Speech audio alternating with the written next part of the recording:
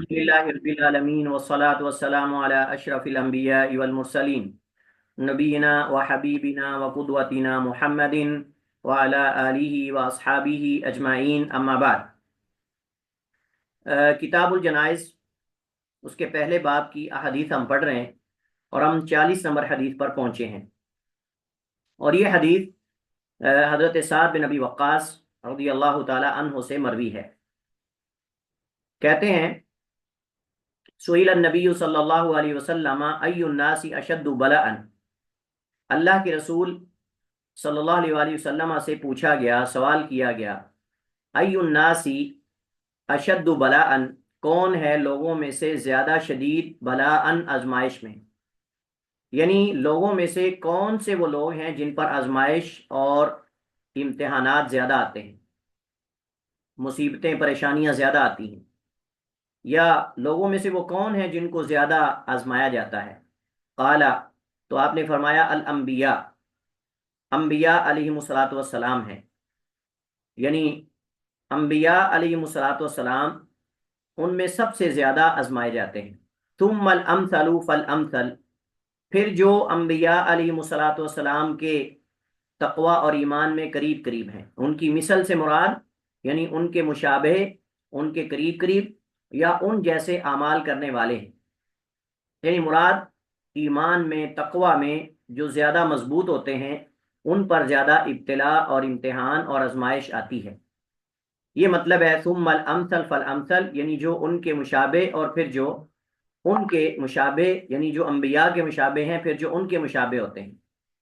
پھر اللہ کے نبی علیہ الصلوۃ والسلام نے فرمایا یبتلا الرجل، آزمایا جاتا ہے آدمی، علی حسب دینی ہی، اپنے دین کے اعتبار سے، یعنی جس قدر انسان کا دین مضبوط ہوتا ہے، ایمان مضبوط ہوتا ہے، اس قدر اس کو زیادہ آزمایا جاتا ہے۔ فَإِن كَانَ فِي دِينِهِ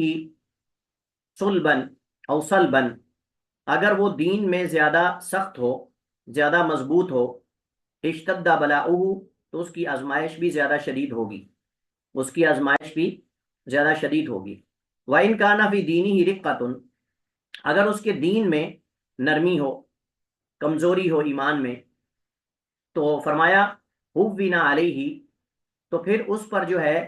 آزمائش بھی کم کی جاتی ہے۔ ہووینا علیہ کا معنی مطلب یہ ہے کہ اس پر آزمائش بھی کم آتی ہے۔ فما زال کذالک، پس ہمیشہ وہ اسی طرح رہتا ہے، حتی یمشی علی الارض، حتیٰ کہ وہ چلتا ہے زمین پر، اس حال میں کہ مالہ ذنب، اس کا کوئی گناہ نہیں ہوتا، اس کا کوئی جو ہے وہ گناہ نہیں ہوتا، یہ مطلب ہے۔ رواہ ترمذی و ابن ماجہ، اسے ترمذی نے اور ابن ماجہ نے روایت کیا ہے۔ وقال ترمذی، اور امام ترمذی کہتے ہیں ھذا حدیث حسن صحیح، یہ حدیث حسن اور صحیح ہے۔ حدیث جو ہے وہ حسن درجے کی ہے، اور اس حدیث کے اندر اس چیز کا بیان ہے کہ انسان پر جو امتحانات آتے ہیں وہ اس کے ایمان کی بقدر ہے، اس کے ایمان کی بقدر ہیں، اور یہ جیسے ہم نے پیچھے پڑھا کہ اللہ سبحانہ و تعالیٰ کی طرف سے یہ رحمت اور اللہ تعالیٰ کی طرف سے یہ شفقت ہوتی ہے کہ اللہ سبحانہ و تعالیٰ اپنے بندے کو آزما کر امتحان میں ڈال کے اللہ تعالیٰ آخرت کی تمام قسم کی پریشانیوں اور سختیوں سے محفوظ کر لیتا ہے، اور اللہ تعالیٰ درجات بلند کرتا ہے، اللہ تعالیٰ حسنات میں اضافہ کرتا ہے، اور اللہ سبحانہ و تعالیٰ جو ہے وہ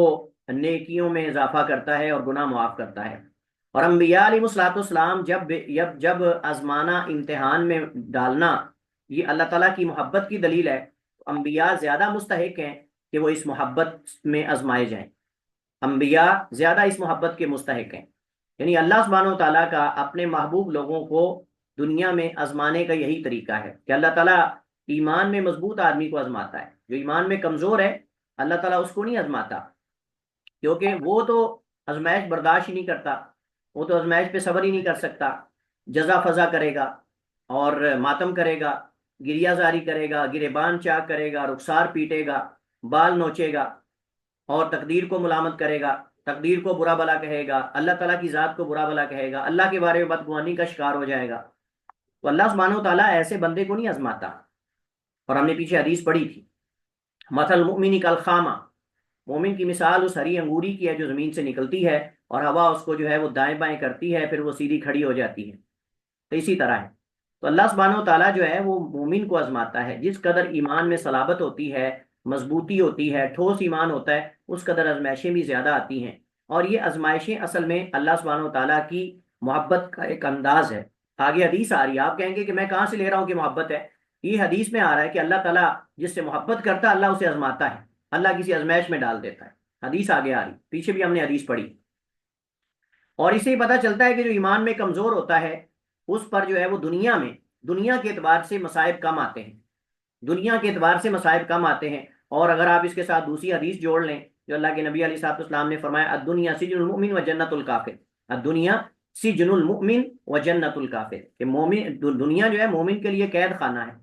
اور جو ہے وہ کافر کے لیے یہ جنت ہے،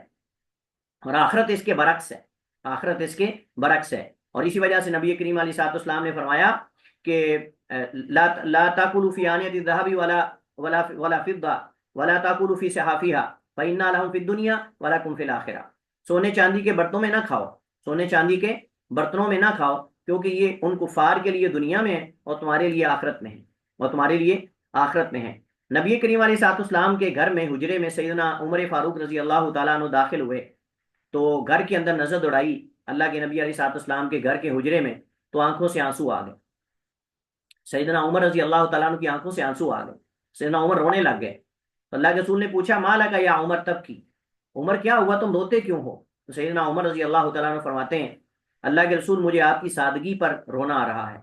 کہ کیسر و کسرا دنیا کی ناز و نعمت میں ہیں، بڑے بڑے محلات میں، بڑے بڑے جو ہے وہ بڑی بڑی نعمتوں میں ہیں، اور ان کے بعد دنیا کی آسائشیں ہیں، لیکن آپ کائنات کے امام رحمت اللہ عالمین سید الانبیاء والمرسلین ہیں، لیکن آپ کے گھر کی حالت یہ ہے کہ آپ کا کچا گھر ہے اور کھجور کے پتوں کی چھت ہے، اور آپ کے پاس ایک مشکیزہ ہے پانی پینے کے لیے، اور ایک جو ہے وہ چٹائی ہے، اور ایک بستر ہے، اور ایک پیالہ ہے، اور آپ کے حجرے کے اندر مجھے کچھ نظر ہی نہیں آ رہا۔ تو سیدنا عمر رضی اللہ تعالیٰ عنہ کو حضرت رسول اللہ صلی اللہ علیہ وسلم نے جواب کیا دیا؟ آپ نے فرمایا مالی والی دنیا، مالی والی دنیا، اے عمر میرا دنیا سے کیا تعلق ہے، اے عمر میرا دنیا سے کیا تعلق ہے، ان انا الا کل مسافر، میں تو ایک مسافر کی طرح ہوں جو ایک درخت کے نیچے سستایا اور پھر وہ اپنے سفر کی طرف جو ہے وہ چل نکلا۔ نبی کریم علیہ الصلوۃ والسلام نے اپنے صحابہ کی تربیت بھی اس انداز سے کی۔ جب سیدنا عمر فاروق رضی اللہ تعالیٰ عنہ خود امیر المومنین ہیں، خلیفۃ المسلمین ہیں، اور وہ خلیفہ ہیں کہ جن کے مدینہ میں چلتے ہوئے روم کے بادشاہ بھی روم کے اندر ڈرتے تھے، کیسر و کسریٰ بھی ڈرتے تھے، وہ عمر فاروق رضی اللہ تعالیٰ عنہ چلتے چلتے مدینہ کی گلیوں میں سو جاتے اور کینکریوں کو جمع کر کے ان کو اپنا تکیہ بنا لیتے، اور ان کے جو کرتا ہے اس کے اوپر کئی پابند لگے ہوتے تھے۔ اور وہی سیدنا عمر رضی اللہ تعالیٰ عنہ جب بیت المقدس میں گئے صلح کے لیے تو دیکھا کہ سارے عمراء بدل گئے ہیں، سارے عمراء بدل گئے ہیں، کپڑے بدل گئے ہیں، لباس بدل گیا ہے، زیب و زینت بدل گئی، سواریاں بدل گئیں، گھر بدل گئے، لیکن دیکھا کہ سیدنا ابو عبیدہ بن جراح رضی اللہ تعالیٰ عنہ اسی طرح سادہ لباس میں ہیں، اسی حالت میں ہیں۔ تو سیدنا عمر رضی اللہ تعالیٰ عنہ رونے لگے اور فرماتے ہیں سچ کہا اللہ کے رسول علیہ الصلوۃ والسلام نے کہ امین ہادی الامہ ابو عبیدہ بن الجراح، کہ اس امت کے اگر کوئی امین آپ نے دیکھنے ہیں تو ابو عبیدہ بن جراح رضی اللہ تعالیٰ عنہ۔ بلکہ میں نے پیچھے ذکر کیا کہ صحابہ کرام جو ہے وہ دنیا کی وسعت اور دنیا کا آرام اور دنیا کی جو آسائشیں ہیں اگر کثرت سے دیکھتے تو ڈر لگ جاتا تھا، ان کو ڈرنے لگ جاتے تھے کہ کہیں اللہ نے ہماری آخرت کے اجر و ثواب میں کمی تو نہیں کر دی۔ تو یہ اللہ کے رسول علیہ الصلوۃ والسلام نے اپنے صحابہ کی اس انداز سے جو ہے وہ تربیت کی تھی۔ اور انبیاء علیہ الصلوۃ والسلام جو ہیں وہ ان کے اندر یہ زہد اور یہ تقوی اور یہ ایمان اور یہ ساری چیزیں بالاولیٰ موجود تھیں۔ تو اللہ تعالیٰ اس وجہ سے دنیا میں ان کو آزما لیتا ہے، دنیا میں اللہ تعالیٰ ان کے اندر کوئی لغزش اگر ہوتی ہے، کوئی کمی ہوتی ہے تو اللہ تعالیٰ وہ ان مصیبتوں کے ذریعے اللہ تعالیٰ درگزر فرماتا ہے،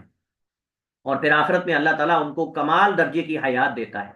کمال درجے کی زندگی دیتا ہے اور کامل حیات دیتا ہے، ایسی حیات کہ جس میں کسی قسم کی کمی نہیں۔ لہم ما یشاؤون فیہا ولدینا مزید، اللہ فرماتا ہے کہ ان کے لیے جو کچھ چاہیں گے وہ ہوگا۔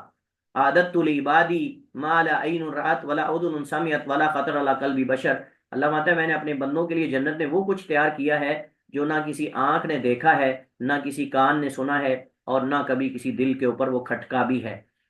تو اللہ سبحانہ و تعالیٰ کی یہ سنت ہے، اللہ تعالیٰ کا طریقہ ہے کہ اللہ سبحانہ و تعالیٰ سب سے زیادہ انبیاء کو آزماتا ہے۔ اور اس وجہ سے ہم کہتے ہیں کہ اگر دنیا کی فراوانی اور مال و دولت اگر جو ہے وہ اللہ کی محبت کی دلیل ہوتی تو انبیاء سب سے زیادہ مالدار ہوتے ہیں، انبیاء سب سے زیادہ مالدار ہوتے ہیں۔ اور اگر جو ہے وہ فقیری اور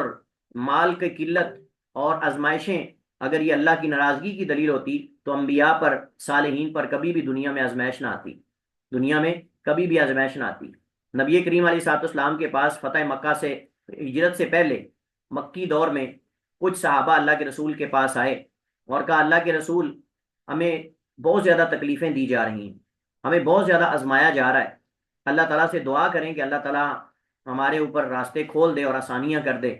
اللہ کے نبی علیہ الصلوۃ والسلام نے فرمایا کہ تم اتنی جلدی جو ہے وہ پریشان ہو گئے ہو، اتنی جلدی تم جو ہے وہ تم جو ہے وہ برداشت سے باہر ہو گئے ہو، تم سے پہلے لوگوں کو تو زندہ آرے سے دو ٹکڑے کر دیا جاتا تھا اور زندہ ان کے جسم سے جو ہے وہ گوشت جو ہے وہ لوہے کی کنگھیوں سے نوچ لیا جاتا تھا، تمہیں تو ابھی آزمایا ہی نہیں گیا، تمہارے اوپر تو ابھی تک وہ مسائب بھی نہیں آئے جو تم سے پہلے لوگوں پر آئے ہیں۔ تو جو انبیاء علیہ الصلوۃ والسلام ہوتے ہیں اور جو ان کے ماننے والے ہوتے ہیں، جس قدر وہ ماننے میں زیادہ قریب ہوتے ہیں ان کی اتباع میں، اس قدر اللہ تعالیٰ ان کو بھی زیادہ آزماتا ہے۔ اس کے بعد اگلی حدیث سیدہ عائشہ صدیقہ رضی اللہ تعالی عنہا کی ہے، فرماتی ہیں ما اغبط ما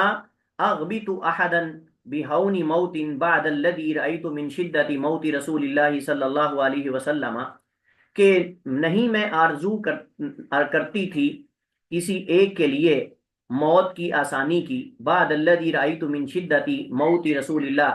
جو میں نے دیکھا اللہ کے رسول علیہ الصلوۃ والسلام کی موت کی شدت کو۔ یہ ترمذی کی روایت ہے،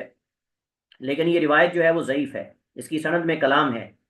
اس کی سند میں کلام ہے۔ ویسے بھی ما اغبط احدا بہون موت، نہیں میں رش کرتی کسی ایک پر اس کی موت کے آسان ہونے کی، بعد اس کے کہ جو میں نے اللہ کے نبی علیہ الصلوۃ والسلام پر دیکھا۔ پیچھے اس معنی کے اندر احادیث گزر چکی ہیں اور وہ احادیث صحیح ہیں کہ اللہ کے نبی علیہ الصلوۃ والسلام پر موت سے پہلے کچھ شدت آئی، کچھ سختی آئی، اور اس کی وجہ اللہ تعالیٰ کے ہاں نبی کریم علیہ الصلوۃ والسلام کی جو عزت اور توقیر اور جو مقام ہے، اس وجہ سے کہ اللہ تعالیٰ آپ کے آخرت میں درجات بلند کرے اور آپ کی جو نیکیاں اور حسنات ہیں اس میں اللہ سبحانہ و تعالیٰ اضافہ کرے، یہ اصل مقصد تھا۔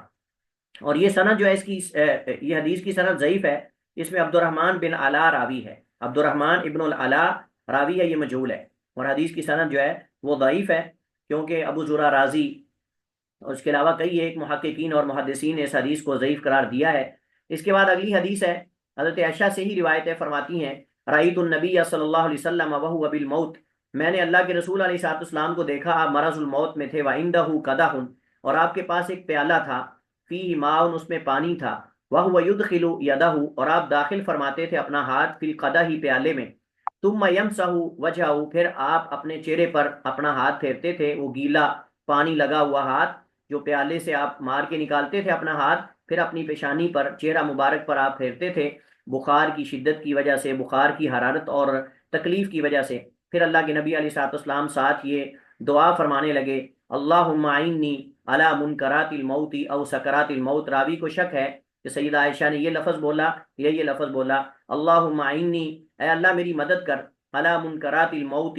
موت کی شدت پر۔ منکرات سے مراد موت کی شدت ہے، او سکرات الموت، یا موت کی وہ شدت کہ جس میں غشی طاری ہو جائے، موت کی وہ شدت ہے جس میں ہوش بھی انسان کے غائب ہو جائیں۔ تو اے اللہ مجھے موت کی سختیوں سے اور موت کی وہ شدت جس میں ہوش و حواس بھی انسان کھو بیٹھے، اللہ مجھے اس سے جو ہے وہ یعنی محفوظ کر، یعنی میری اس پر مدد کر اور ان کو مجھ سے دور کر دے، رفع کر دے، اور جو ہے مجھے ان سے محفوظ کر لے، یہ اصل میں مقصود ہے۔ تو سکرات الموت او منکرات الموت دونوں سے مراد موت کی سختیاں ہیں، موت کی سختیاں ہیں، اور موت کے وقت جو ہے وہ سختی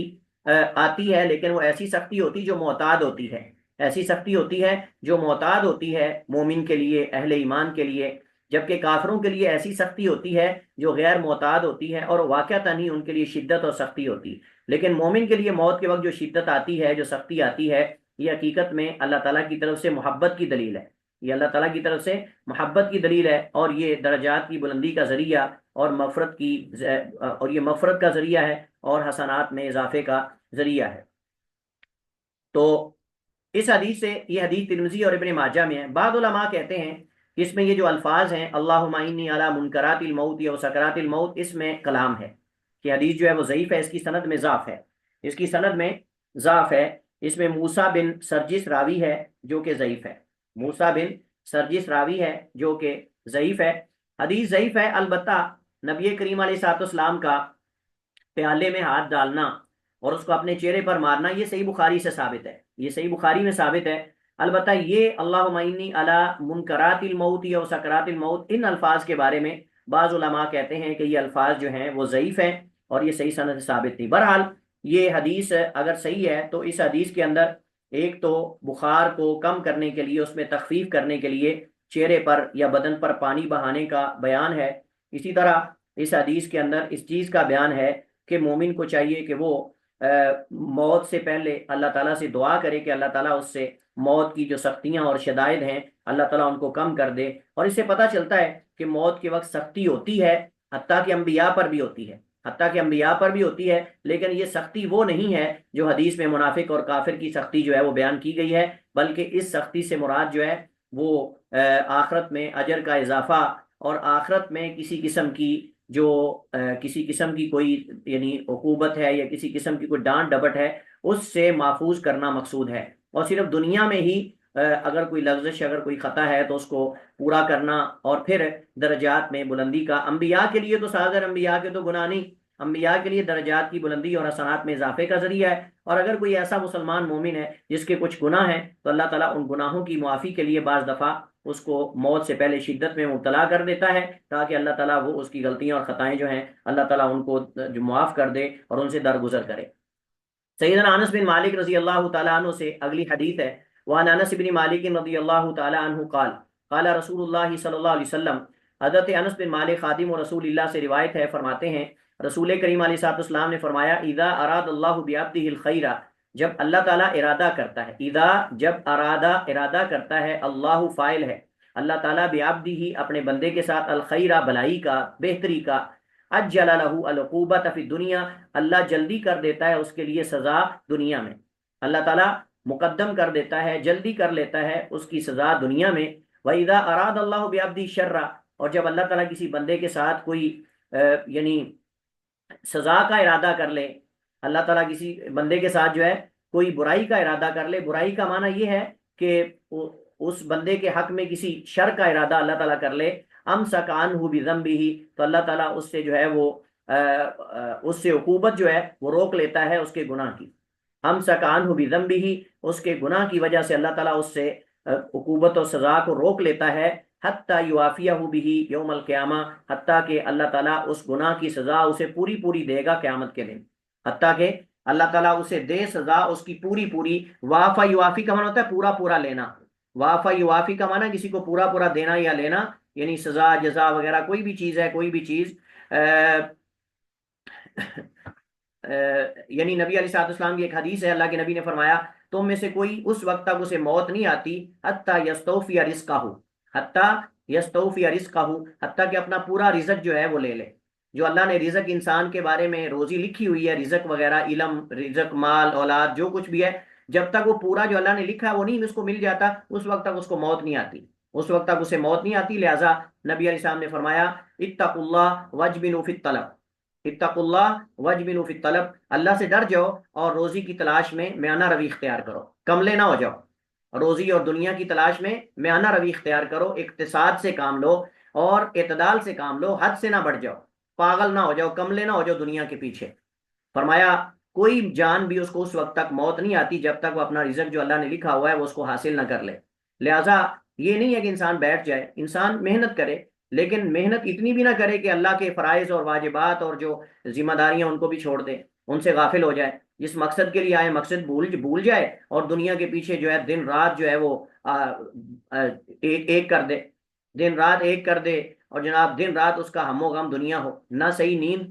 نیند کرے، نہ آرام سے سوئے، نہ اپنی فیملی کے ساتھ آرام سے رہے، نہ اپنے بچوں کے ساتھ آرام سے رہے، نہ کوئی دنیا کی نعمت سکون سے کھا سکے، اور نہ کوئی دنیا کا کوئی اچھا سفر کر سکے، نہ وہ حج عمرہ کر سکے، اور نہ کوئی دنیا کی جو دیگر نعمتیں ان کا احساس اس کو ہو، بس اس کو صرف ایک احساس ہو کہ میں نے کس کو ٹھگی کیسے لگانی ہے، کسی کو چونا کیسے لگانا ہے، کسی کو فراڈ کیسے کرنا ہے، کسی کے ساتھ ملاوٹ کر کے کیسے دینا ہے، میں نے کل 2 لاکھ کیسے کمانا ہے، پرسوں میں نے 3 لاکھ کیسے کمانا ہے، میں نے مالدار کیسے بننا ہے، میں نے اپنا اکاؤنٹ کیسے بھرنا ہے۔ یہ ہم و غم اگر انسان بنا لیتا ہے نا، تو پھر ظلم بھی کرتا ہے، زیادتی بھی کرتا ہے، جھوٹ بھی بولتا ہے، فراڈ بھی کرتا ہے، 2 نمبری بھی کرتا ہے، اور ہر کام کرنے کے لیے تیار ہو جاتا ہے۔ اور یہ ہے جس کے بارے اللہ کے نبی نے فرمایا، تائیس عبد الدینار، تائیس عبد الدرہم، تائیس عبد الخمیسہ، کہ ہلاک ہو گیا دینار کا بندہ، درہم کا بندہ، اور چادر کا بندہ۔ تو بہرحال نبی کریم علیہ الصلوۃ والسلام نے فرمایا کہ اگر اللہ تعالیٰ دنیا میں کسی کی عقوبت اور سزا جلدی دیتا ہے تو یہ اللہ کا خیر کا ارادہ ہے، اور اگر اللہ تعالیٰ دنیا میں کسی پر کوئی سختی، کوئی تنگی، کوئی مشقت، کوئی مصیبت، کوئی بیماری، کوئی مال کی کمی، کوئی اولاد کی کمی، کوئی اس طرح کی چیز اگر بالکل اس پر نہیں آتی، تو سمجھ لیں کہ اللہ تعالیٰ اس کے ساتھ کوئی خیر کا ارادہ نہیں رکھتا۔ اللہ تعالیٰ اس کے ساتھ جو ہے کوئی خیر کا ارادہ جو ہے وہ نہیں رکھتا، بلکہ اللہ تعالیٰ اس کے ساتھ برائی کا ارادہ رکھتا ہے۔ برائی کا مطلب اس کے عمل کے بدلے میں، اس کے عمل کے بدلے میں اسے سزا کا اللہ تعالیٰ ارادہ رکھتا ہے، آخرت میں دینے کا۔ یہ نہیں کہ اللہ تعالیٰ کسی کے ساتھ کوئی برا ارادہ رکھتا ہے، ایسا نہیں ہے۔ یہاں مراد یہ ہے کہ اللہ سبحانہ و تعالیٰ اگر کسی کو آخرت میں سزا دینے کا ارادہ کرتا ہے تو اللہ اس کو دنیا میں نہیں آزماتا، اللہ اس کو دنیا میں جلدی سزا نہیں دیتا، بلکہ میں نے آپ کو اس دن بھی حدیث بیان کی تھی کہ نبی صلی اللہ علیہ وسلم اذا رأیت اللہ یؤتی العبد،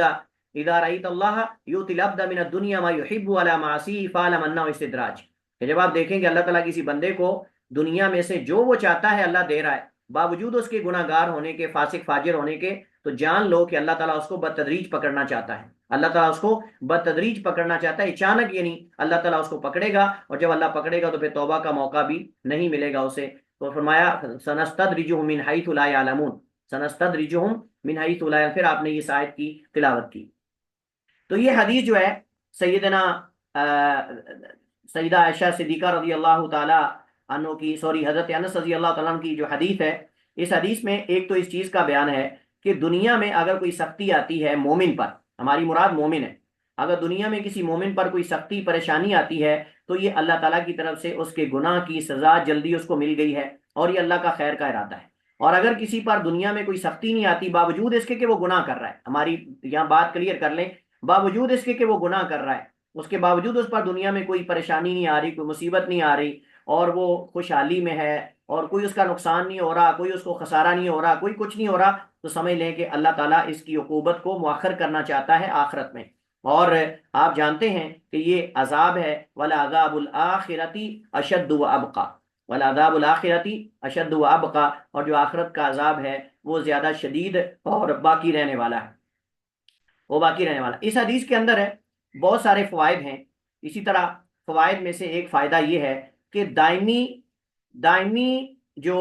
امن ہے، دائمی امن، دائمی تندرستی، دائمی نعمتوں کا نزول، یہ اللہ سبحانہ تعالیٰ سے کسی خیر کی علامت نہیں، اللہ تعالیٰ کی طرف سے کسی خیر کی علامت نہیں اس بندے کے لیے، بلکہ یہ شر کی علامت ہے۔ اسی طرح اس حدیث کے اندر متنبہ کیا گیا ہے، خبردار کیا گیا ہے کہ مومن کو چاہیے اللہ کے بارے میں اس نے ظن رکھے، مومن کو چاہیے اللہ کے بارے میں اس نے ظن رکھے۔ اس نے ظن کیا رکھے؟ کہ اگر اس پر کوئی سختی آتی ہے، پریشانی آتی ہے، تو بدگمانی کا شکار نہ ہو جائے، بلکہ وہ یہ اس بات پہ یقین اور ایمان رکھے کہ اللہ تعالیٰ کا میرے ساتھ کوئی اچھا ارادہ ہے، خیر کا ارادہ ہے۔ اللہ تعالیٰ ہو سکتا ہے مجھے میرے کسی گناہ کی سزا دے رہا ہو سکتا ہے اللہ تعالیٰ میرے درجات بلند کرنا چاہتا ہو سکتا ہے اللہ تعالیٰ مجھے آخرت کے عذاب سے محفوظ کرنا چاہتا ہو سکتا ہے اللہ تعالیٰ میری کسی دعا کا بدلہ دے رہا ہو، جو دنیا میں مال و دولت مانگ رہا تھا، ہو سکتا ہے مال و دولت میرے حق میں بہتر نہ ہو، اللہ مجھے اس کے بدلے میں جو ہے وہ آخرت میں اللہ تعالیٰ دینا چاہتا ہے۔ بہرحال یہ کئی ایک صورتیں حسن ظن کی ہو سکتی ہیں اللہ کے بارے میں، حسن ظن کی کئی صورتیں ہو سکتی ہیں، لیکن بدگمانی اللہ تعالیٰ کے بارے میں مومن کو نہیں ہونی چاہیے۔ اسی طرح اس حدیث میں اس چیز کا بیان ہے کہ انسان بعض دفعہ کئی چیزیں ناپسند کرتا ہے، لیکن اللہ تعالیٰ کی طرف سے وہ خیر ہوتی ہیں، اللہ تعالیٰ کی طرف سے وہ خیر ہوتی ہیں۔ عسیٰ ان تکرہوا شیئا وہو خیر لکم، قریب ہے کہ تم کسی چیز کو ناپسند کرو اور تمہارے لیے اس میں اللہ تعالیٰ نے خیر رکھی ہو، ایک حدیث میں ایک میں خیرن کثیرن، بہت زیادہ خیر رکھی ہو۔ اسی طرح اس سے پتہ چلتا ہے کہ اللہ تعالیٰ کا ارادہ ہے، اللہ تعالیٰ کا ارادہ ہے، اور اللہ کا ارادہ دو طرح کا ہے، ارادہ کونیہ قدریہ اور ارادہ شرعیہ امریہ، ارادہ شرعیہ امریہ۔ ارادہ کونیہ قدریہ جو ہے یہ تقدیر ہے جو اللہ نے لوح محفوظ میں لکھ دی، اللہ کا علم سابق ہے چیزوں کے بارے میں اللہ تعالیٰ کا علم سابق جس کا اللہ نے اندازہ لگایا اور اس کو لوح محفوظ میں لکھ دیا اور اس کے وجود میں آنے کا ارادہ کیا، اللہ اس کو وجود میں لا رہا ہے، ہر ایک کو پرفیکٹ اور ایگزیکٹ اللہ تعالیٰ ان کو وجود میں لا رہا ہے، یہ ہے تقدیر۔ اور اللہ تعالیٰ کا ارادہ یہ کونیہ ہے۔ ارادہ شرعیہ کیا ہے؟ بندے کو خیر پہنچانا، بندے کو ایمان دینا، ہدایت دینا، توفیق دینا، نیکی کی، تقوی کی، ایمان کی، نماز کی، روزے حج زکوٰۃ کی، یہ اللہ کا ارادہ شرعیہ ہے۔ کبھی پورا ہوتا ہے، کبھی نہیں ہوتا۔ اللہ نے ہر ایک سے ڈیمانڈ کی ہے، لیکن کبھی کچھ لوگ عمل کرتے ہیں، کچھ لوگ عمل نہیں کرتے، لہذا ارادہ شرعیہ کبھی واقع ہوتا ہے، کبھی نہیں ہوتا۔ ارادہ کونیہ قدریہ ہر صورت میں واقع ہو کر رہتا ہے، اور اس میں خیر بھی ہوتی، شر بھی ہوتی ہے، لیکن ارادہ شرعیہ میں ہمیشہ خیر ہوتی ہے۔ یہاں دونوں ارادے ہیں۔ اذا اراد اللہ بعبدہ الخیر، یہ ارادہ شرعیہ ہے، وَإِذَا أَرَادَ اللَّهُ بِعَبْدِهِ الشَّرَّ، یہ ارادہ کونیہ قدریہ ہے، کیونکہ ارادہ کونیہ قدریہ اللہ کی محبت کی دلیل نہیں۔ جو اللہ نے لوح محفوظ میں لکھا ہے، ضروری نہیں کہ اللہ کو پسند بھی ہو، ضروری نہیں کہ اللہ کو پسند بھی ہو۔ یہ موضوع کافی لینتھی اور تفصیلی، اس وجہ سے صرف میں اختصار سے آپ کے سامنے ذکر کر دیا ہے۔ ارادہ کونیہ قدریہ یہ تقدیر ہے، اور یہ اللہ تعالیٰ کو بعض دفعہ پسند ہوتا ہے، بعض دفعہ نہیں ہوتا، لیکن ہر صورت میں ہو کر رہتا ہے۔ لیکن ارادہ شرعیہ یہ اللہ کا بندوں سے خیر چاہنا یا خیر پہنچانا، کبھی اللہ تعالیٰ پہنچاتا ہے، کبھی نہیں، کبھی اللہ ہدایت دیتا ہے، کبھی نہیں دیتا، اور کبھی ایمان کی توفیق دیتا ہے، کبھی نہیں دیتا۔ جس کو دے دے اس کے ساتھ اللہ کا ارادہ شرعیہ ہے، اور جس کو اللہ تعالیٰ نہ دے اور وہ گناہ کرے اس کے ساتھ اللہ تعالیٰ کا ارادہ کونیہ صرف اجازت ہے۔ یعنی اجازت کا معنی اس کو استطاعت اور طاقت دینا، اپنے ارادے اور اختیار سے وہ خیر و شر کو اختیار کرتا ہے، نہ کہ اللہ تعالیٰ اسے شر کرواتا ہے، جیسا کہ جبریہ کا عقیدہ ہے کہ انسان مجبور محض ہے۔ اس حدیث سے یہ پتہ چلتا ہے کہ خیر اور شر دونوں اللہ کی طرف سے ہیں، خیر اور شر جو ہیں دونوں اللہ کی طرف سے ہیں، لیکن ادب یہ ہے کہ شر کی نسبت اللہ کی طرف نہ کی جائے، جیسے جو ہے وہ اشر ارید بمن فی الارض، اشر ارید بمن فی الارض ام اراد بهم ربهم رشدا۔ اب جب ہدایت کی بات ہوئی تو فرمایا ام اراد بهم ربهم رشدا، لیکن جب شر کی بات ہوئی تو فرمایا اشر ارید بمن فی الارض۔ وہاں اریدا کا ہے، ارادہ نہیں کا، وہاں اریدا کا ہے۔ اس اللہ کے نبی صلی اللہ علیہ وسلم فرماتے تھے والشر لیس الیک الخیر کلہ بیدیک والشر لیس الیک، کہ اللہ خیر ساری کی ساری تیرے ہاتھ میں ہے اور شر تیری طرف نہیں ہے۔ یعنی شر جو ہے وہ انسان کی طرف سے ہوتی ہے، اور انسان کے ارادے اور اس کے انسان کے اعمال کے نتیجے میں ہوتی ہے۔ ظہر الفساد فی البر والبحر بما کسبت ایدی الناس۔ باقی پہنچانے والا اللہ ہی ہے، پہنچانے والا اللہ ہی ہے، لیکن ادب یہ ہے کہ اس کی نسبت ہم جو ہے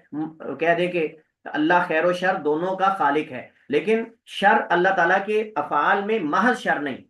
صرف شر نہیں، اس کے اندر بھی خیر ہی خیر ہوتی ہے، اس کے اندر بھی خیر ہی خیر ہوتی ہے۔ شیطان ہے، شیطان شر کا مادہ ہے، شیطان عقائد اعمال کو برباد کرنے والا اور ادیان کو بگاڑنے والا شیطان ہے، لیکن اس کی تخلیق کے اندر بھی اللہ تعالیٰ نے خیر کا ارادہ کیا ہے۔ اور خیر کا ارادہ کیا ہے کہ شیطان کی وجہ سے لوگ گناہ کرتے ہیں اور پھر توبہ کرتے ہیں۔ اللہ تعالیٰ تواب ہے، غفور ہے، غفار ہے۔ اللہ تعالیٰ جو ہے وہ توبہ کریں گے بندے تو اللہ تعالیٰ تواب ہے نا، اللہ تعالیٰ بخشنے والا ہے، تو گناہ کریں گے تو اللہ بخشنے والا ہے نا۔ اللہ تعالیٰ جبار قہار ہے، کافر ہوں گے تو اللہ ان پہ جبار اور قہار ہوگا۔ اسی طرح جہاد ہے، کن کے خلاف ہے؟ اگر شیطان کے چیلے چمچے ہوں گے تو جہاد ہوگا، وگرنہ جہاد کیسے ہوگا؟ یہ ساری وہ اللہ کی حکمتیں ہیں، اللہ تعالیٰ نے جن کو شیطان کی وجہ سے، شیطان کو پیدا کر کے اللہ تعالیٰ ان کو پورا کیا ہے۔ اللہ تعالیٰ جو ہے وہ اپنی ملک میں، اپنی ملکیت میں آزاد ہے، اللہ تعالیٰ جیسے چاہے، جو چاہے، جب چاہے، اللہ تعالیٰ جتنا چاہے وہ کرے، کوئی اللہ تعالیٰ سے سوال نہیں کر سکتا۔ لا یسأل عما یفعل وہم یسألون، اللہ سے نہیں پوچھا جاتا جو وہ کر رہا ہے، بلکہ لوگوں سے پوچھا جاتا ہے کہ لوگ جو ہیں وہ کیا کر رہے ہیں، کیوں کر رہے ہیں، اور یہ کیسے کیا، کیوں کیا، کب کیا، اور یہ کرنا نہیں چاہیے تھا۔ ٹھیک ہے، یہ سوالات جو ہیں وہ انسان سے ہوں گے، اللہ سبحانہ و تعالیٰ سے یہ سوال نہیں ہوتے۔ آخری بات اس حدیث کے حوالے سے وہ یہ ہے کہ اللہ تعالیٰ کا کسی کو عطا دینا، کسی کو دنیا کی فراوانی، ملک اور سلطنت اور دنیا اور دولت دینا، یہ محبت کی علامت نہیں ہے۔ اگر کوئی یہ سمجھتا ہے تو وہ دنیا کا سب سے بڑا بلکھڑ اور سب سے بڑا بیوقوف انسان ہے۔ حدیث جو ہے وہ حسن درجے کی ہے، بعد نے اس کو صحیح کہا، حدیث صحیح ہے انشاءاللہ۔ اگلی حدیث بھی سیدنا انس بن مالک رضی اللہ تعالیٰ عنہ سے روایت ہے، فرماتے ہیں نبی کریم علیہ الصلوۃ والسلام نے فرمایا ان عظم الجزائی ما عظم البلا، ما عظم البلا بھی پڑھ سکتے ہیں اور ما عظم البلا بھی پڑھ سکتے ہیں، دونوں طرح درست ہے۔ ما عظم البلا و عظم البلا، عظم یعنی عین کے ضمہ اور ضاد کے سکون کے ساتھ، اور عظم بھی پڑھ سکتے ہیں، یعنی بے شک جزا کا عظیم ہونا یہ بلا کے عظیم ہونے کے ساتھ ہے، یعنی جس قدر آزمائش بڑی ہوگی اس قدر جزا بھی، اس کی بدلہ بھی اس کا عظیم ہوگا، اس کا بدلہ بھی، یعنی کلما کان بلاء الانسان عظیم کان جزاؤہ عظیم، یہ معنی ہوگا۔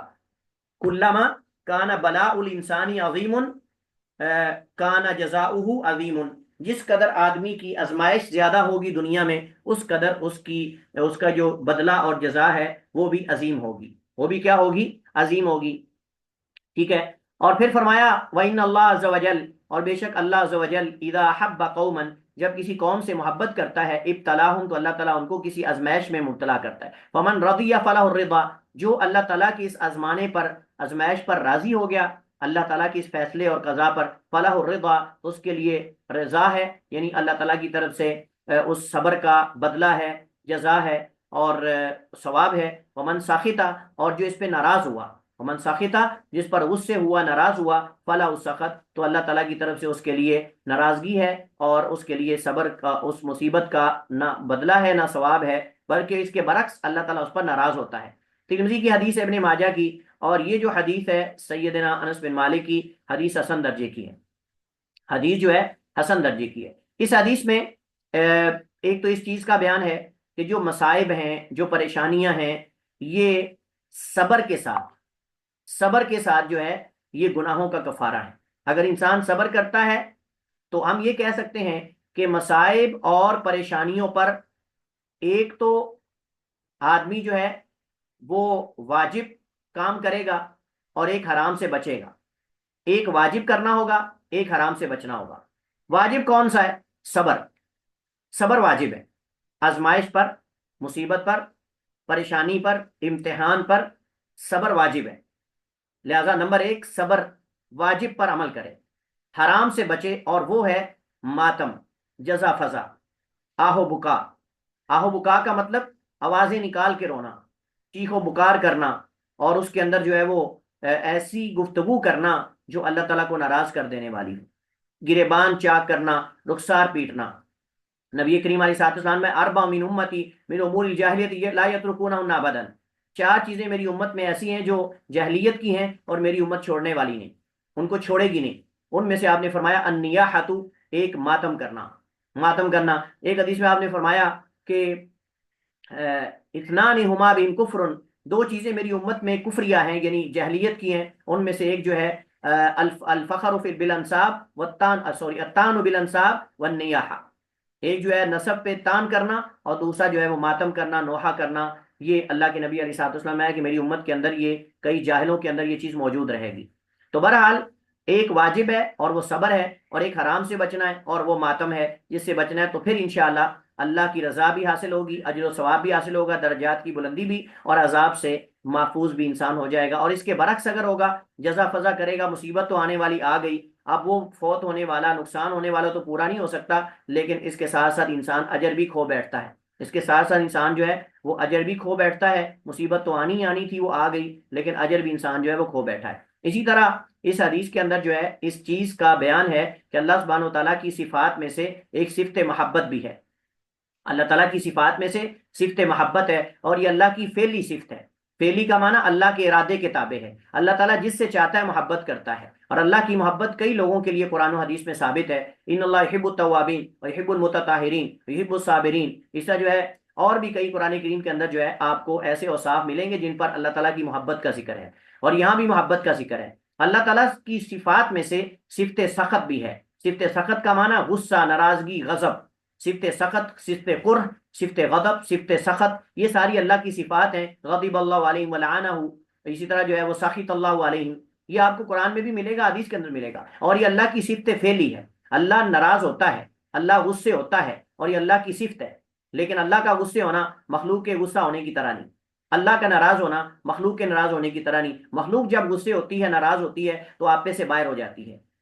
عدل و انصاف سے باہر ہو جاتی، عدل و انصاف کا دامن کھو بیٹھتے ہیں ہم جب غصے میں آتے ہیں۔ لیکن اللہ تعالیٰ، اللہ کی ذات، اللہ کا ناراض ہونا بھی عدل ہے، اللہ کا ناراض ہونا بھی عدل ہے، اللہ کا راضی ہونا اس کا فضل و کرم ہے، اللہ کا راضی ہونا اس کا فضل و کرم ہے۔ اس حدیث کے اندر اللہ تعالیٰ کی صفت رضا، اللہ تعالیٰ کی صفت غضب کا بیان ہے، اس میں صبر کی تاکید اور صبر پہ ابھارا گیا ہے، صبر کی جو ہے وہ تلقین کی گئی ہے۔ اور اس حدیث کے اندر بیان ہے کہ آزمایا جانا دنیا میں مومن کا، یہ مومن کے ایمان کی علامت ہے، کثرت آزمائش یہ اس کے ایمان کی صلابت اور ایمان کے ٹھوس ہونے کی دلیل ہے۔ اس حدیث کے اندر اللہ تعالیٰ کی چند حکمتوں کا بیان ہے، اللہ تعالیٰ کی چند حکمتوں کا بیان ہے کہ اللہ سبحانہ وتعالیٰ اپنے بندوں کو کیوں آزماتا ہے، اس کی وجوہات جو ہے وہ اس کے اندر بیان کی گئی ہیں۔ اس لیے بھی بیان ہوا ہے کہ جو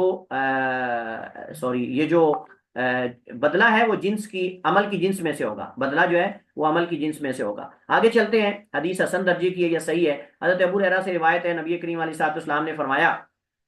لا یزال البلاء بالمؤمن، ہمیشہ رہتی ہے آزمائش مومن پر، مومن پر ہمیشہ جو ہے وہ آزمائش جو ہے وہ آتی رہتی ہے، او المؤمنہ یا مومنہ پر، مومن مرد ہو یا عورت۔ اگر یہ مومنہ کا ذکر نہ بھی آتا تو پھر بھی مومنہ اس میں شامل ہیں، عورتیں اس میں شامل ہیں، اہل ایمان، لیکن مزید تاکید اور اہمیت کے لیے اللہ کے رسول نے جو ہے او المؤمنہ مومنہ کا ذکر کر دیا، وگرنہ جہاں کہیں بھی مومن کا ذکر ہے وہ اس میں دونوں شامل ہیں۔ فرمایا ہمیشہ رہتی ہے آزمائش مومن مرد اور مومن عورت پر، مومن مرد یا مومن عورت پر، فی نفسی ہی، اس کی ذات کے بارے میں، فی نفسی ہی، اس کی ذات کے بارے میں، کبھی صحت، کبھی تندرستی، کبھی کوئی تکلیف، کبھی کچھ کبھی کچھ، کبھی ڈر، کبھی خوف، کبھی یعنی انسان جو ہے وہ اپنی ذات کے بارے میں آزمایا جاتا ہے، کبھی اپنے مال کے اعتبار سے آزمایا جاتا ہے، مالی آزمائشیں آتی ہیں انسان پر۔ مالی آزمائشیں کیا آتی ہیں؟ مالی آزمائشوں میں مال کا کم ہو جانا، مال کا بالکل نہ ہونا، خسارہ، اسی طرح جو ہے وہ چوری ہو جانا، اسی طرح جو ہے وہ مال کی تنگی، یعنی مختلف طریقوں سے اللہ سبحانہ و تعالیٰ جو ہے وہ مالی اعتبار سے بندے کو آزماتا ہے، وہ ولدہ، اور اس کی اولاد پر،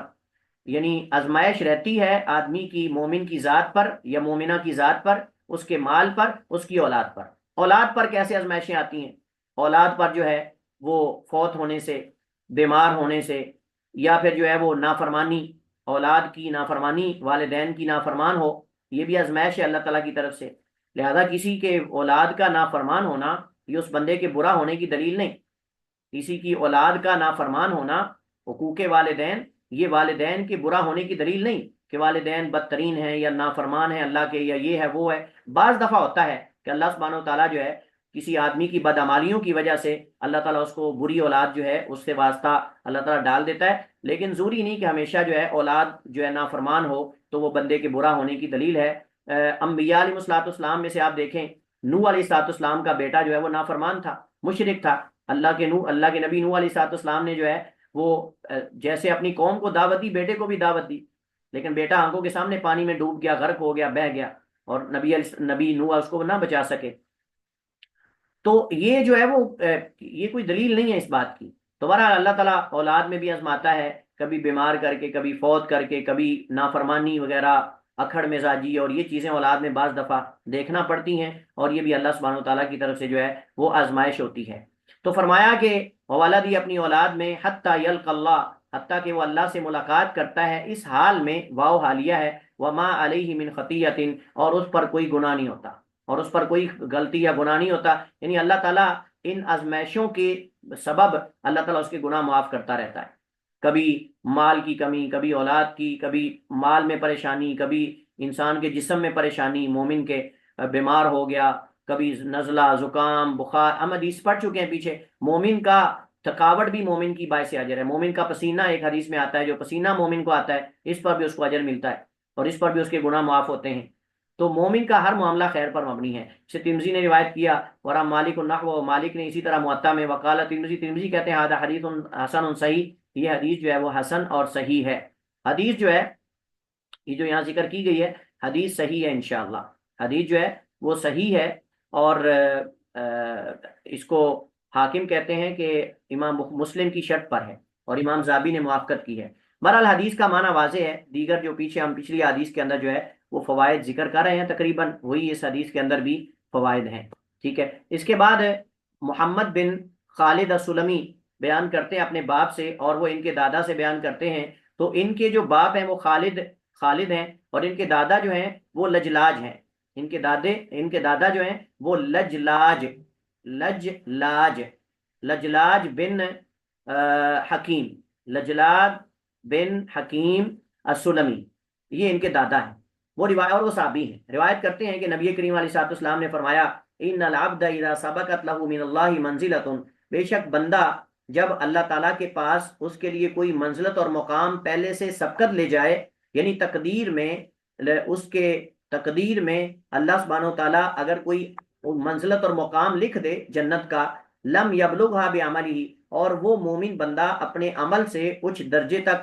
تک نہ پہنچ رہا ہو، وہ مومن بندہ لم یبلغھا نہ پہنچ رہا ہو یا نہ پہنچ سکے اس منزلت تک، اس درجے تک، بعمل ہی اپنے اعمال سے، ابتلاہ اللہ فی جسدہ اللہ تعالیٰ اسے آزماتا ہے اس کے جسم میں، او فی مالی یا اس کے مال میں، او فی ولدی یا اس کی اولاد میں، ثم صبرہ پھر اللہ اسے صبر کی توفیق دیتا ہے، ثم صبرہ پھر اللہ اسے صبر کی توفیق دیتا ہے۔ صبر یصبر کو مانا تھا صبر کرنا، اور صبر یصبر کسی کو صبر کی تلقین کرنا یا صبر کی تاکید کرنا، اللہ پھر اسے صبر کی توفیق بھی دیتا ہے علی ذالک اس مصیبت پر، وہ مصیبت اس کے جسم میں ہو، اس کے مال میں ہو، اس کی اولاد میں ہو، حتی یبلغہ حتیٰ کہ اللہ تعالیٰ اسے پہنچا دیتا ہے المنزلتا اس مقام تک، التی سبقت لہ من اللہ جو اللہ کی طرف سے اس کے لیے پہلے سبقت لے جا چکا ہوتا ہے، یعنی لوح محفوظ میں تقدیر میں اللہ تعالیٰ لکھ چکا ہوتا ہے اس بندے کا مقام، اللہ اس بندے کو اس مقام تک اگر عمل کے ذریعے نہ پہنچ رہا ہو تو اللہ تعالیٰ اسے آزما کر پہنچا دیتا ہے۔ یا سبحان اللہ، اللہ تعالیٰ کی رحمت، اللہ تعالیٰ کا فضل، اللہ تعالیٰ کا کرم دیکھیں اپنے بندے پر، کہ اگر اللہ تعالیٰ نے اس بندے کی تقدیر میں جنت میں مثلا اعلی درجہ لکھا ہے اور اس کے عمل اتنے زیادہ نہیں ہیں تو اللہ اس کو آزما کر امتحانوں میں ڈال کے اللہ تعالیٰ اس درجے تک پہنچا دیتا ہے، اس کے اعمال میں اضافہ کر کے، اس کی نیکیوں میں حسنات میں اضافہ کر کے اور اس کے گناہوں کو معاف کر کے۔ یہاں شارح نے اس حدیث کو ضعیف کہا ہے لیکن مترجم نے، لیکن حدیث صحیح ہے، حدیث کی سند جو ہے صحیح لغیری ہی ہے، صحیح لغیری کے درجے تک حدیث پہنچتی ہے۔ شیخ البانی نے اور کئی ایک محققین اور محدثین نے اس حدیث کو صحیح کہا ہے، اور حدیث کا معنی بھی صحیح ہے اور حدیث بھی صحیح ہے، سند اس کی صحیح ہے، لہذا ان کا یہ ضعیف کہنا محل نظر ہے، ان کا یہ ضعیف کہنا محل نظر ہے۔ اس حدیث کو شیخ البانی نے اور کئی ایک محققین نے اس حدیث کو جو ہے وہ صحیح کہا ہے، اور یہ حدیث جو ہے صحیح لغیری ہے انشاءاللہ۔ تو اس حدیث میں اس چیز کا بیان ہے، اللہ کی حکمت کا بیان ہے کہ اللہ تعالیٰ بندے مومن کو کیوں آزماتا ہے۔ بعض دفعہ ان حکمتوں میں سے حکمت یہ ہوتی ہے کہ اللہ اس کے جنت میں درجات تک اس کو پہنچانا چاہتا ہے، اس کے اعمال کمزور ہوتے ہیں، نیکیاں کم ہوتی ہیں، اللہ پھر اس کو آزما کر اس درجے تک پہنچا دیتا ہے، اور یہ اللہ سبحانہ وتعالیٰ کی وسعت رحمت، اللہ تعالیٰ کا فضل ہے، اور اللہ تعالیٰ کی کمال حکمت ہے، اللہ تعالیٰ کی کمال حکمت ہے، اور اس چیز کا بیان ہے کہ مومن کو چاہیے اللہ کے بارے میں اس نے ظن رکھے، بدگمانی کا شکار نہ ہو، اللہ تعالیٰ کے بارے میں بدگمانی کا شکار نہ ہو۔ اس کے بعد ہماری جو آج کی آخری حدیث ہے، اس پہ ہم پھر انشاءاللہ سبق ختم کرتے ہیں۔ عبداللہ ابن شخیر روایت کرتے ہیں، عبداللہ بن شخیر صحابی رسول ہیں، بیان کرتے ہیں، قالا کہتے ہیں، قال رسول اللہ کے رسول نے فرمایا، مثل ابن آدم، ابن آدم جو ہے اس کی جو ہے وہ اس کو اس حال میں پیدا کیا گیا، یا اس کی حالت اس طرح جو ہے وہ دکھائی گئی، اور حالت یہ تھی، ابن آدم جو ہے اس کی مثال دی گئی، یا اس کو جو ہے وہ پیدا کیا گیا اس حالت میں کہ وَإِلَى جَنبِهِ اس کے پڑوس میں، اس کے پہلو میں، 99 منیہ 99 موت کے اسباب ہیں، 99 جو ہے وہ بلائیں ہیں، آزمائشیں ہیں، اور یعنی وہ اسباب ہیں جو اس کو جو ہے وہ موت تک آہستہ آہستہ لے جاتے ہیں یا موت کے قریب کرتے ہیں۔ تو منیہ یہ کہتے ہیں ہلاکت کو یا آزمائش کو یا ہلاکت کے اسباب کو، یا ہلاکت کے اسباب کو، مختلف جو ہیں وہ اس کے معنی کیے گئے ہیں۔ تو فرمایا ان اخطات المنایا، اگر وہ ان اسباب سے بچ جائے،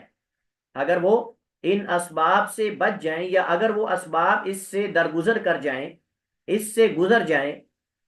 ان سے یہ بچ جائے، وقع فی الحرم تو بڑھاپے میں واقع ہو جاتا ہے، حتیٰ یموت حتیٰ کہ وہ فوت ہوتا ہے، یعنی اگر وہ زندگی میں بچتا عمر بڑھتی جائے گی تو آخر بڑھاپے والی مرض میں آ جائے گا، اور اس کا کوئی علاج ہی نہیں، بڑھاپا ایک ایسا مرض ہے جس کا کوئی علاج ہی نہیں، حتیٰ یموت حتیٰ کہ وہ فوت ہو جاتا ہے، حتیٰ یموت حتیٰ کہ وہ کیا ہے، فوت ہو جاتا ہے۔ تو اللہ سبحانہ و تعالیٰ جب ابن آدم کو پیدا کرتا ہے تو اس کی پیدائش کے ساتھ ساتھ اس حال میں پیدا کیا جاتا ہے کہ اس کے ساتھ جو ہے وہ 99 جو ہے وہ ہلاکت کے اسباب ہوتے ہیں، 99 اس کے ساتھ ہلاکت کے جو ہے وہ اسباب ہوتے ہیں، یا آزمائشیں ہوتی ہیں، پریشانیاں ہوتی ہیں، وغیرہ وغیرہ۔ اور یہاں 99 کا عدد جو ہے، کیا یہ مقصود لذاتی ہے یا اس سے مراد مبالغہ ہے؟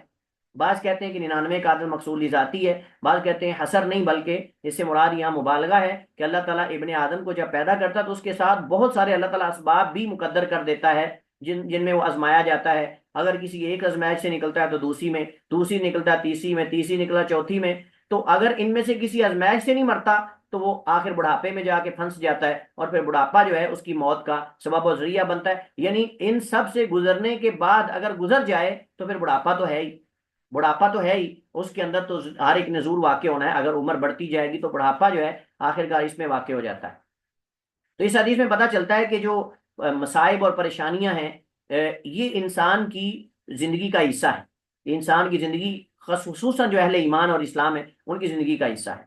اور اس سے پتہ چلتا ہے کہ دنیا جو ہے یہ مومن کا قید خانہ ہے اور کافر کا جو ہے اس کی جنت ہے. کافر کی جنت ہے، مومن کا قید خانہ ہے. اور اس حدیث کے اندر اس چیز کا بیان بھی ہے کہ انسان جو ہے اس پر جو بھی آزمائش آتی ہے وہ مقدر ہے، وہ مقدر ہے اور اللہ تعالیٰ کی طرف سے پہلے سے طے شدہ ہے. کوئی چیز بھی تقدیر سے باہر نہیں، کوئی چیز بھی تقدیر سے باہر نہیں. خیر ہے تو وہ بھی لکھی ہوئی ہے، شر ہے تو وہ بھی لکھی ہوئی ہے. لیکن انسان کو چاہیے کہ وہ اس لکھے پر اعتماد نہ کرے کیونکہ اسے پتہ ہی نہیں کیا لکھا ہوا ہے. اس وجہ سے خیر کے حصول کی جستجو کرے اور شر سے بچنے کے اسباب اختیار کرے، اس سے دور رہے. خیر کے حصول کے اسباب بھی اختیار کرے اور شر سے بچنے کے بھی اسباب اختیار کرے تاکہ خیر کو حاصل کرے، خیر کے قریب ہو جائے اور شر سے بچے اور شر سے دور ہو جائے. واللہ تعالی عالم واحکم وصلی اللہ وسلم علی نبینا محمد وعلی آلہ وصحبہ وسلم. حدیث حسن درجے کی ہے یا صحیح درجے کی ہے. کوئی سوال استفسار آپ کا موضوع کے حوالے سے تو آپ کر سکتے ہیں.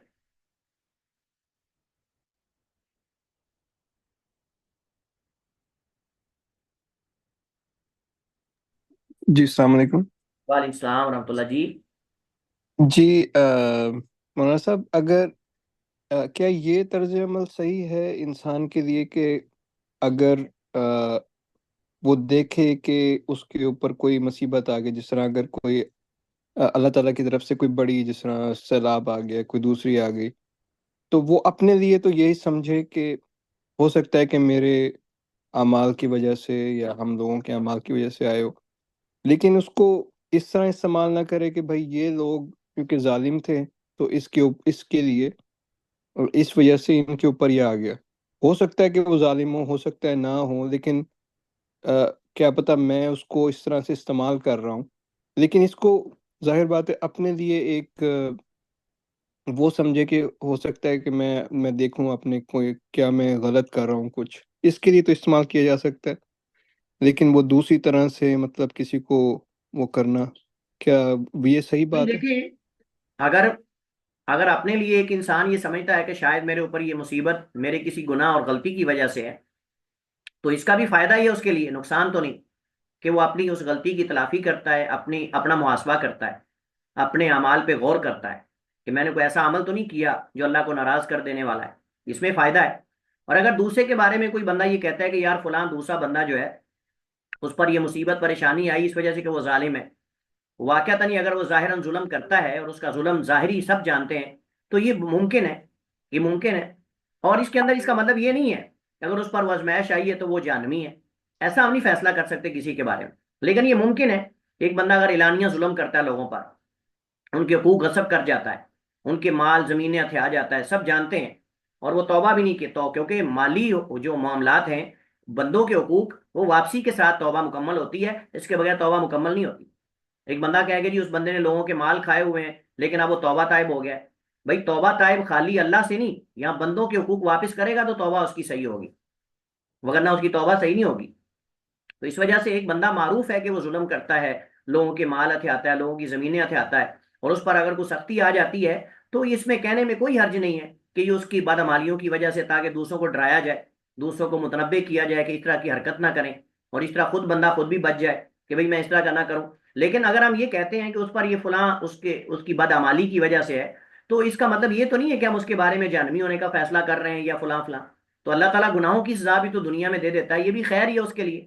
لیکن اگر وہ حقوق العباد سے متعلق ہے تو پھر اس کے لیے بربادی اور ہلاکت، اس کے علاوہ کچھ نہیں ہے. اس کو چاہیے کہ اپنی اصلاح کرے اور لوگوں کے حقوق واپس کرے. نبی صلی اللہ علیہ وسلم نے فرمایا کہ جس کسی پر بھی کوئی دنیا میں مسلمان بھائی کا حق ہے تو اس کو دنیا میں حلال کر لے. حلال کا مطلب یہ کہ اس سے جا کے معافی تلافی کر لے، اور تلافی تب ہوتی ہے جب واپس کرے.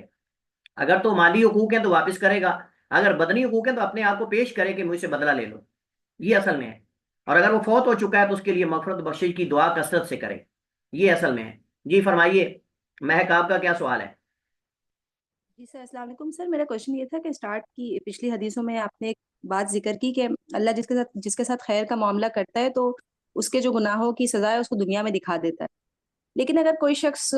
توبہ کر لیتا ہے تو کیا اس میں بھی پھر اس کو امید رکھنی چاہیے کہ دنیا میں دیکھے گا تبھی وہ بچ جائے گا، یا پھر اللہ معاف، بے شک اللہ معاف کرنے والا بھی ہے نا، تو جب توبہ کی جاتی ہے تو بھی کیا آپ کو امید رکھنی چاہیے کہ کوئی مکافات عمل والی چیز آ سکتی ہے آپ پہ؟ دیکھیں، جب توبہ انسان پکی سچی کر لیتا ہے نا، اور توبہ کی شروط ساری پائی جاتی ہیں، توبہ کی شروط مکمل ہے، اور انسان پکی سچی توبہ کر رہا ہے، تو انشاءاللہ اللہ تعالیٰ اس کی توبہ قبول کر لے گا۔ اللہ تعالیٰ اس کی توبہ قبول کر لے گا، اور اس کو اس غم میں نہیں لگے رہنا چاہیے کہ اب توبہ کرنے کے بعد بھی وہ پریشان رہے اور وہ کہے کہ اب میں آگے نہ بڑھوں۔ آگے بڑھے، مزید نیکیاں کرے، خیر کے کام کرے۔ یہ بات ذہن میں رکھے، اگر گناہ ہو جائے تو اہل ایمان جو ہیں وہ ڈبل نیکیاں کرتے ہیں، توبہ بھی کرتے ہیں اور نیکیاں بھی، لِأَنَّ الْحَسَنَاتِ، کیونکہ قرآن کہتا ہے ان الحسنات یذہبن السیئات، کہ جو حسنات ہیں وہ گناہوں کو، برائیوں کو لے جاتی ہیں۔ تو مومن جب اسے اگر وہ غلطی ہو جاتی ہے تو وہ توبہ طائب بھی ہوتا ہے، اور اس کے ساتھ ساتھ وہ کثرت سے نیکیاں بھی کرتا ہے۔ تو یہ اصل میں ہے، صدقہ کرے وہ، اس کے ساتھ ساتھ جو ہے وہ نماز، صلہ رحمی، دیگر اعمال کرے، تو انشاءاللہ اللہ تعالیٰ اس سے درگزر فرمائے گا۔ یہاں مراد یہ کہ بعض ایسی غلطیاں ہم سے ہو جاتی ہیں جن کا ہمیں علم نہیں ہوتا، جن کا ہمیں علم نہیں ہوتا۔ بعض دفعہ ہم لا علمی میں ایسی غلطیاں کر جاتے ہیں، مثلا بعض دفعہ ہم سے غیبت ہو جاتی ہے اور لا شعوری طور پر ہم سے ہو جاتی ہے، ہمیں پتہ بھی نہیں چلتا۔ بعض دفعہ اور کوئی گناہ ہم سے ہو جاتے ہیں تو وہ ہمیں پتہ نہیں ہوتا اس کا۔ اس وجہ نبی علیہ السلام کی دعاؤں کے اندر آپ دیکھیں گے کہ نبی کریم علیہ الصلوۃ والسلام جو ہے وہ دعائیں جب کرتے اس کے اندر آپ کہتے تھے ما ظہر منہا وما بطن، اس طرح جو ہے ظاہری باطنی، اسی طرح جو ہے پہلے والے گناہ، ما قدمت وما اخرت وما اسررت وما اعلنت، جو میں نے پہلے کیے، بعد میں کیے، جو چھپائے، جو ظاہر کی، یہ امت کے لیے آپ سکھا رہے ہیں نا دعا۔ تو یہ گناہوں کے بارے میں یہ ما قدمت وما اخرت کا معنی تو یہ ہے، لیکن وما اعلنت وما اسررت، جو مجھ سے ظاہر ہوئے، جو مجھ سے پوشیدہ ہوئے، جو میں جانتا ہوں، جو میں نہیں جانتا، تو یہ ہے۔ تو بعض دفعہ ایسے گناہ ہم سے ہو جاتے ہیں جن کا ہمیں علم نہیں ہوتا، یا ہم کر بیٹھتے بھول جاتے ہیں، یہ بھی ہوتا ہے، ہم کو غلطی کر بیٹھتے بھول جاتے ہیں۔ تو توبہ میں ایک تو خصوصی توبہ کرنی چاہیے اگر گناہ یاد ہیں، لیکن اگر یاد نہیں تو عمومی توبہ کرنی چاہیے کہ اللہ جو مجھے گناہ یاد ہیں ان سے بھی توبہ کرتا ہوں، فلاں فلاں کے بھی، اور جو مجھے یاد نہیں اللہ ان سے بھی توبہ کرتا ہوں، میرے سارے گناہ معاف کر دے۔ تو یہ ہے اصل میں، اگر انسان توبہ طائب ہو جاتا ہے، پکی سچی توبہ کر لیتا ہے، تو پھر اس کو یہی سوچنا چاہیے کہ اگر میرے اوپر کوئی مصیبت ہے تو اللہ تعالیٰ شاید مجھے درجات بلند کرنا چاہتا ہے، اللہ میری نیکیوں میں اضافہ کرنا چاہتا ہے، اور ہو سکتا ہے کسی میرے ایسے گناہ کے بدلے میں ہو جو مجھے علم نہ ہو۔ تو یہ سارے احتمالات موجود ہیں، لیکن اللہ کے بارے میں ہمیشہ اس نے ظن رکھیں، اس کی صورتیں ہم نے کئی پڑھی ہیں۔ جی جزاک اللہ سر، ٹھیک ہے۔ وہی ہے۔ چلیے جی، السلام علیکم ورحمۃ اللہ وبرکاتہ۔